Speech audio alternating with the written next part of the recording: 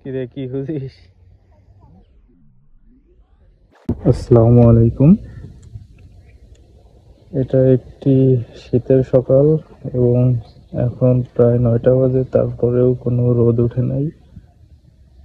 আসলে আমাদের মতো নিম্ন মধ্যবিত্তদের জন্য আত্মনির্ভরশীল হওয়ার একটা ক্ষুদ্র প্রচেষ্টা আমার আব্বু করেছে। সেটা হচ্ছে যে এইখানে অল্প একটু জমি আছে, যেখানে এই যে বেগুন, তারপরে এই যে এখানে আছে হচ্ছে লিচু গাছ, কয়েকটা লিচু গাছ আছে। এইখানে আছে হচ্ছে পুঁই শাক। এই যে এখন ফুল চলে আসছে, মেচুরি বলে আমাদের এখানে যশোরের ভাষায়।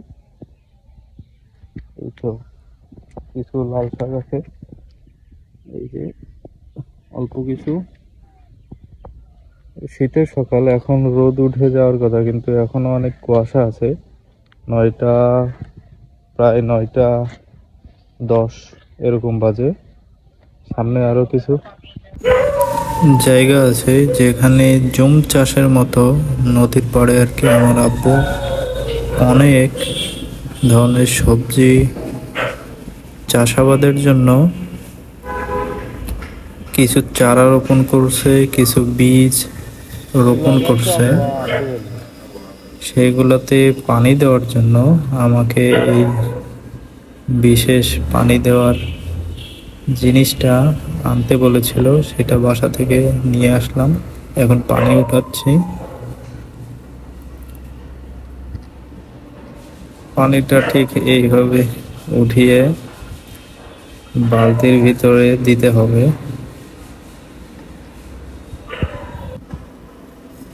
এটা অনেকটা পাহাড়ি জুম চাষের মতো, থাক থাক করে আর কি মাটি তৈরি করে চাষাবাদ পদ্ধতি আর কি। আমাদের নদীর পাড়ে অতীত জমি যেগুলা চাষ করার ক্ষুদ্র প্রচেষ্টা, যাতে করে কিছুটা হলেও অর্থ সাশ্রয়ী হয়। আব্বু ঠিক এইভাবে প্রত্যেকটা গাছের গোড়াতে পানি দিয়ে দিচ্ছে, যাতে করে গাছটি দ্রুত বেড়ে উঠতে পানিটা সাহায্য করে। এবং এই কাজটি কিন্তু প্রতিনিয়ত চালাতে হয়, না হলে গাছের সজীবতা এবং ফলন ভালো হয় না। অনেক সময় গাছ মারা যায়। এটা হচ্ছে টমেটো গাছের চারা। এইখানে পালং শাকের বীজ রোপণ করা হয়েছে। এইটা হচ্ছে ফুলকপির চারা। এটা কি ফুলকপি না পাতাকপি?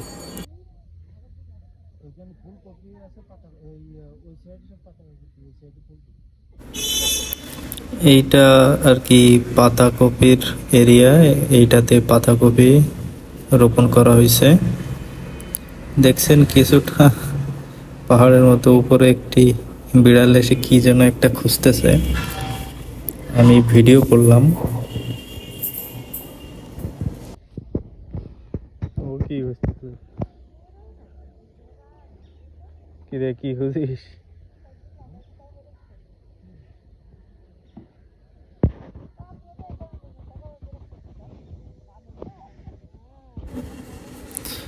এখানে কিন্তু আরো অনেকেই তাদের এরিয়ার নিচে ছোট্ট ছোট্ট আমাদের মতো করেই চাষ করছে শাক সবজি, টমেটো।